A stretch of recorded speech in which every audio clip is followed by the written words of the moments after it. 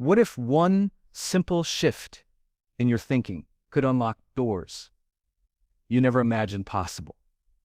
What if the reason you feel stuck, drained, or even hopeless at times has less to do with your circumstances and more to do with the patterns your mind has been running on for years? Most people don't realize this, but the brain has been programmed sometimes by old experiences, sometimes by fear, sometimes by the voices of people around us who told us we weren't enough.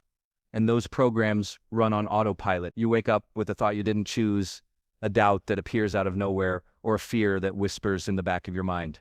And before you know it, that single negative thought has stolen your day. But here's the truth. Your brain is not fixed. It's not locked into negativity. Science has shown us that your mind is like a living, breathing piece of software. It updates when you feed it new instructions. It rewires when you repeat new habits of thought. And when you choose consciously, when you take control instead of letting the default programming take over, you begin to live with a completely new level of clarity, energy, and confidence. So let me ask you again, what if one single change in your thinking could change your entire future? Wouldn't you want to know how to make that change? In this video, we are going to explore the steps to reprogram your mind for positive thinking. Not fluffy optimism, not vague good vibes, but real science-backed methods combined with practical tools I've used for decades to help people change their lives. Most people think positivity is just about forcing yourself to smile or pretending bad things don't happen. That's why they fail. They don't know the hidden truth. Positive thinking isn't about ignoring reality. It's about training your mind to focus on what empowers you instead of what weakens you. And when you learn to do that, you don't just think differently, you act differently. You start showing up in the world with strength and purpose. Here's what you'll discover if you stay with me until the very end.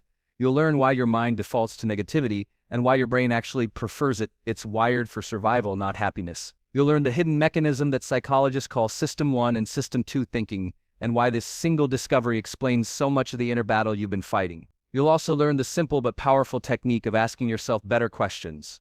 Questions that can shift your state in seconds. I'll show you how to define your ideal self in 3 simple words, and why repeating them daily can literally reshape your identity. And we'll dive into rituals that make positivity automatic so you don't have to wrestle with your thoughts every morning. Along the way, I'll share with you surprising facts that most people never hear. Like the way your brain can physically grow new neural connections in response to repeated thought patterns. Or how studies on older adults show that training for positive thinking doesn't just make you feel better, it makes you more resilient, more creative, and even improves your health. And I'll reveal why so many people quit halfway through the process and how you can avoid that trap. This isn't just theory. This is about rewiring your mind so that positivity becomes your natural setting. And if you think that's impossible, wait until you hear the stories and strategies. Because what feels impossible now will start to feel inevitable once you understand how much control you really have. So, are you ready? Ready to break free from the old patterns that have held you back? Ready to step into a new chapter where your thoughts lift you up instead of drag you down? Stay with me until the very end, because each step builds on the last, and I promise if you apply what you learn here, you will never look at your thoughts the same way again. Welcome to Habits of Greatness. If you're serious about mastering your mind, building your best habits, and stepping into the greatness you were meant for, then you're in the right place. Make sure you hit that subscribe button right now so you don't miss any of the powerful lessons we share here every week. Because your mind is ready to be reprogrammed, your future is ready to be rewritten, and it all begins right now. Before we talk about the actual steps to reprogram your mind, let's slow down and get clear on what reprogramming really means. Because if you don't understand this part, every strategy, every tool, every technique will feel like just another trick. And tricks don't last. What lasts is a shift in how you see the way your brain actually works. Think about this for a moment. Your brain is like software. It runs on codes, instructions, patterns that were installed a long time ago. Some of those codes were written in your childhood. Maybe you were told you weren't good enough, or you saw adults around you living in fear and worry, and your brain learned to copy those patterns. Some of those codes came from experiences you had as a teenager. Moments of rejection, failure, embarrassment, and your mind etched them into memory, ready to play them back whenever something feels uncertain. And then there are the codes that came later from stressful jobs, toxic relationships, or even just consuming hours of negative media every single day. Now here's the kicker. Once those codes are in place, the brain doesn't ask whether they're true or helpful. It just runs them. It runs them automatically, the same way your phone runs an app as soon as you tap it. You think you're choosing your thoughts, but most of the time you're not. Most of the time you're living in patterns that were installed years ago. That's why you might wake up feeling anxious even when nothing bad is happening. That's why you replay the same self-doubt every time you start something new. It's not because you're broke, it's because your brain is following the old programming. Negative thoughts are exactly that, old programming. They're like outdated software, slowing down your system. Imagine trying to run the newest apps on a 10-year-old phone. It crashes, it glitches, it frustrates you. That's what happens when you're trying to build a new life while running on the old mental code. The negativity that says you can't, you're not ready, it won't work, is nothing more than old data still running in the background. And until you recognize it for what it is, just programming, you'll keep mistaking it for truth. But here's the good news. Just like software can be updated, your brain can be updated. The technical term is neuroplasticity.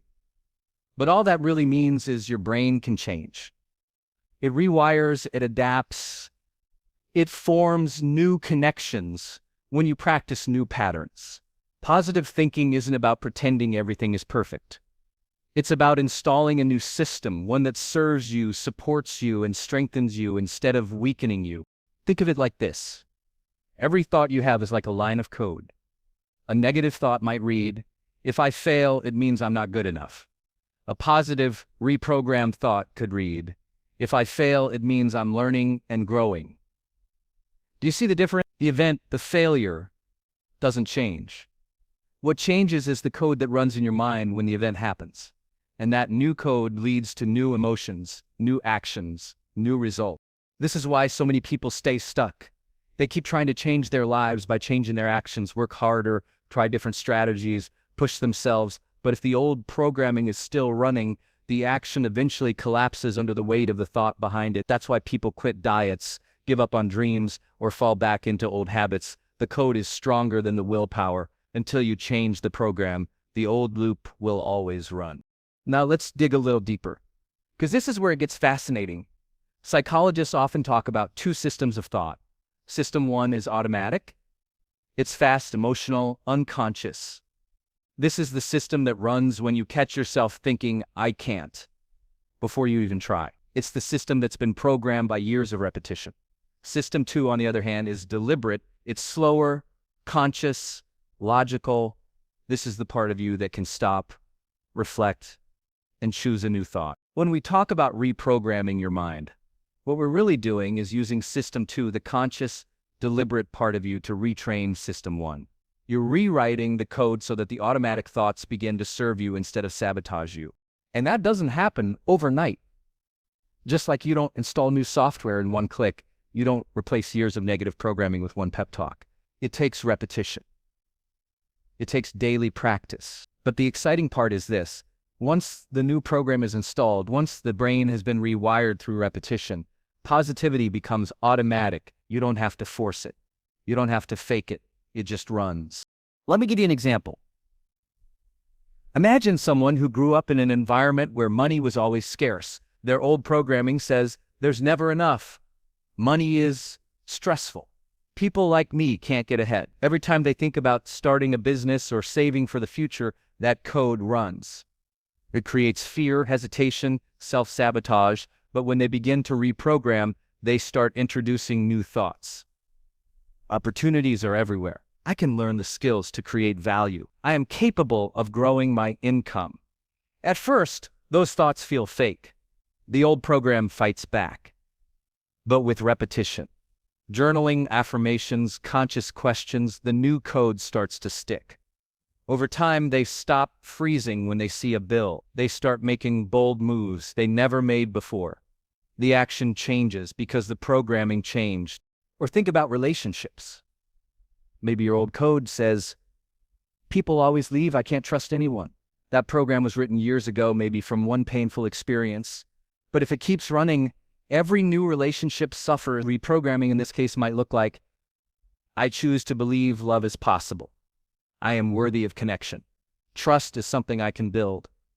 Again, at first, it feels awkward. But with practice, the new program begins to overwrite the old one. And suddenly, the way you show up with people shifts. You're more open, more present, more courageous. This is the heart of reprogramming. You're not denying. reality. You're not ignoring challenges. You're upgrading the system you're using to face those challenges.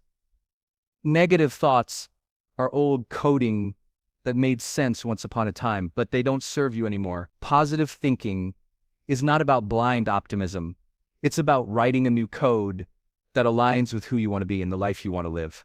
The exciting part is that the brain doesn't care how old you are. It doesn't say, sorry, too late to change. Whether you're 20 or 70, neuroplasticity is still real. Your brain is still capable of learning, adapting, and forming new patterns. That means it's never too late to reprogram. It's never too late to stop running on fear and start running on faith. So when we say reprogramming, understand this. We are not talking about a motivational slogan. We're talking about a real practical process of shifting your mental software. We're talking about catching the old code when it runs, interrupting it, and deliberately choosing a new line of code until it becomes the default. That's the work. That's the path. That's how transformation begins. Before we move into the practical exercises, I want you to understand something that most people never stop to think about. Inside your mind, there are really two systems running at all times. Psychologists call them System 1 and System 2. And once you know how they operate, you'll see your thoughts in a completely new light. System 1 is the automatic side of your brain. It's fast, emotional, and unconscious. It's the voice that blurts out, "You can't do this," before you even try. It's the quick reaction when someone criticizes you, the sudden burst of fear before a big opportunity, the flood of doubt that shows up when you're about to step into something new. System 1 is like a reflex. You don't choose it, it just fires, and the reason it exists is simple: survival. Your ancestors needed System 1 to react instantly when danger appeared. They didn't have time to pause and reflect when a wild animal was charging at them. They had to react fast. That's why System 1 is wired to be negative. It scans for threats. It leans toward fear. It tells you to stay safe, stay small, don't risk. System 2, on the other hand, is deliberate. It's conscious. It's logical. It's the part of your brain that allows you to pause, reflect, and choose. It's the system that says, hold on, maybe I can do this. Maybe there's another way to see this challenge. But here's the catch. System 2 is slower. It takes effort.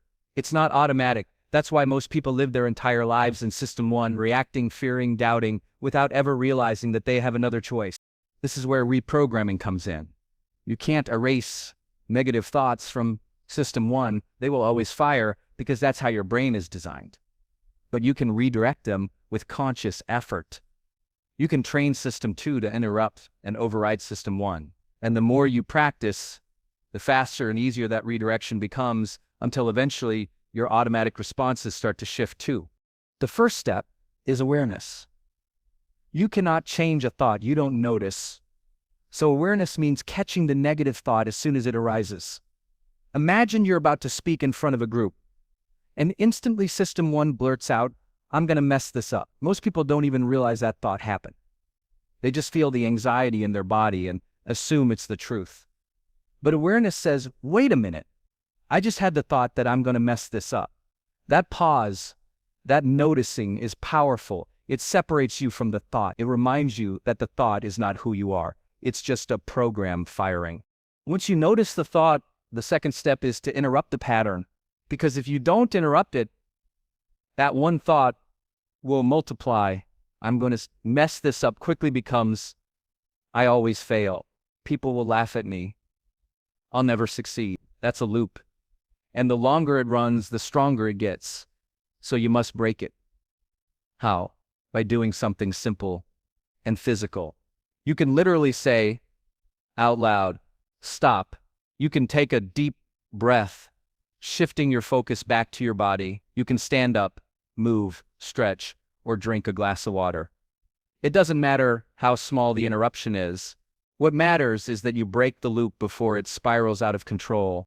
After an interruption comes replacement. This is where Brendon's method shines. Instead of letting the negative loop restart, you replace it with a positive question. Why a question? Because the brain is wired to answer questions. Ask a question, and your mind starts searching for answers automatically. It's like typing a query into a search engine. So if you ask, "Why do I always fail?"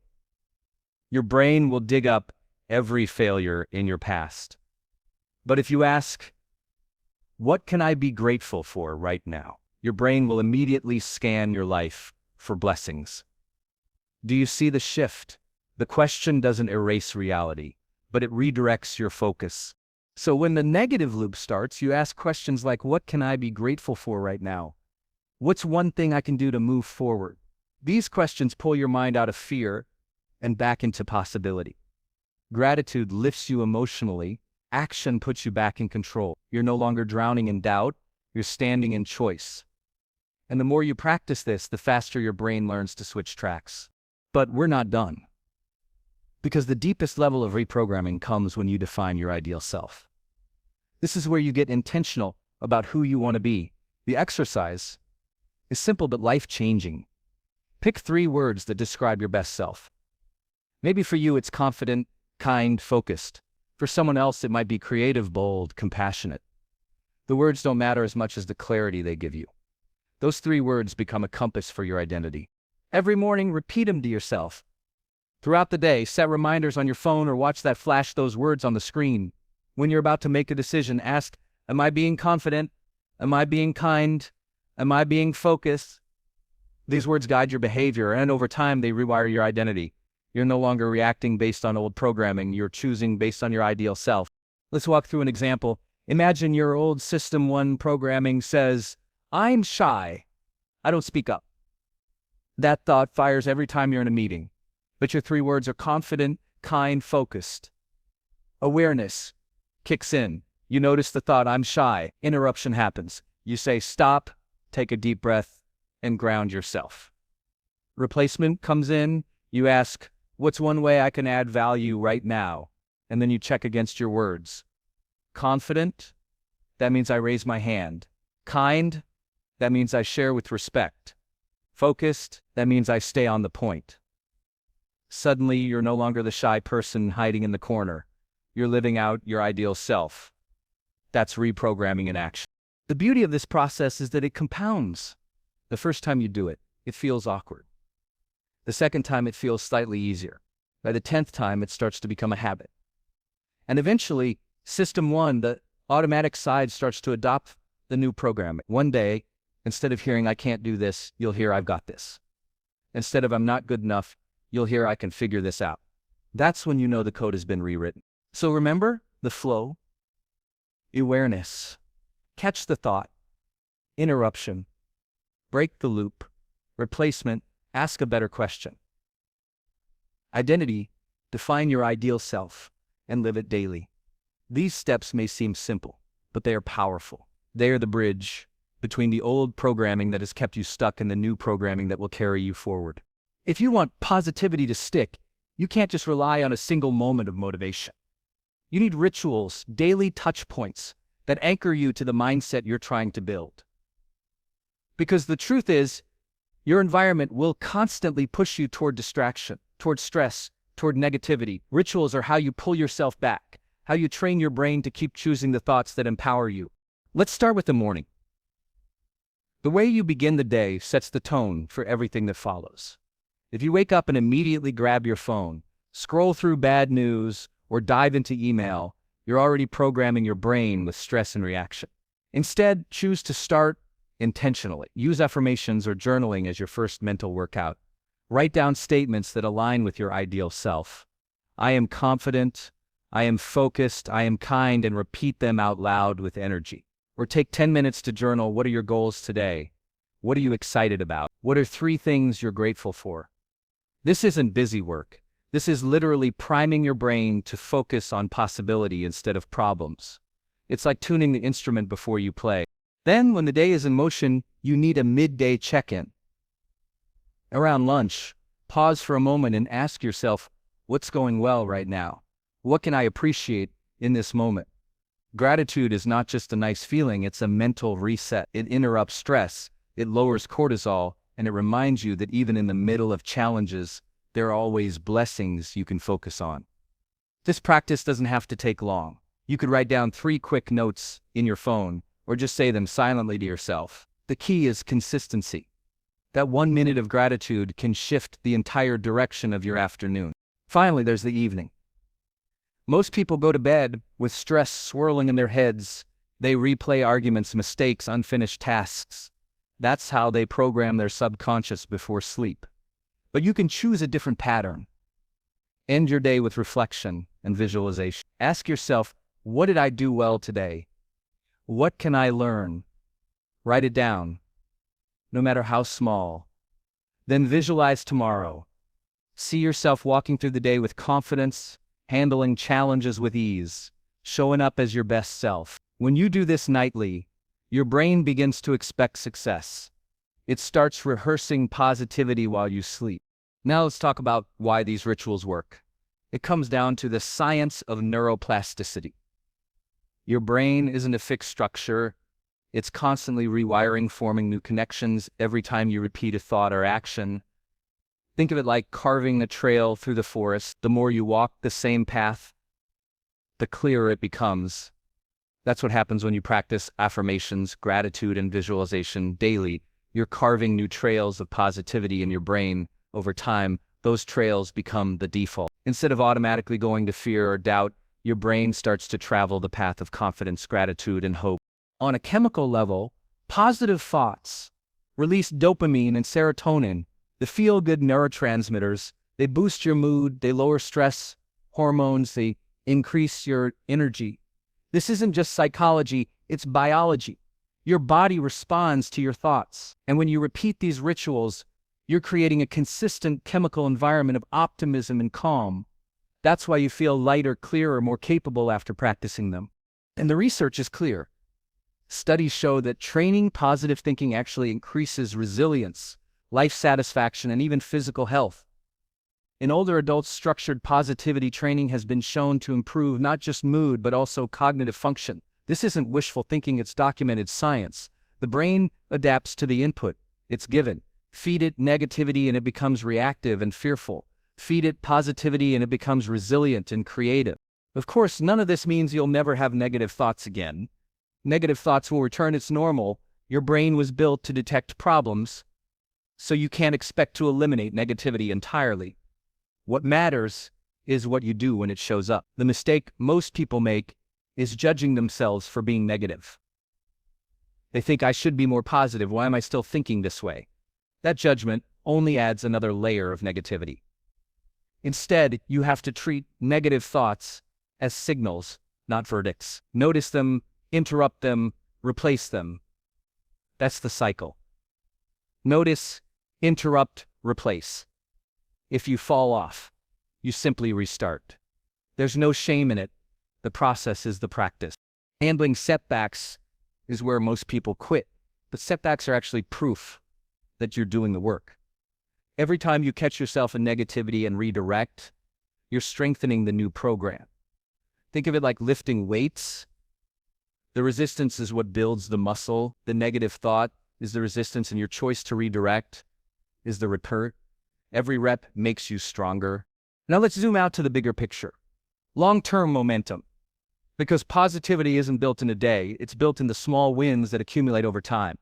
You have to surround yourself with positive influences. That means being intentional about who you spend time with, what content you consume, what environments you place yourself in. If you're constantly surrounded by negativity, your rituals will feel like swimming upstream. But if you create an environment that supports your growth, uplifting people, inspiring books, empowering content, you'll find the current pushing you forward. Consistency matters more than perfection.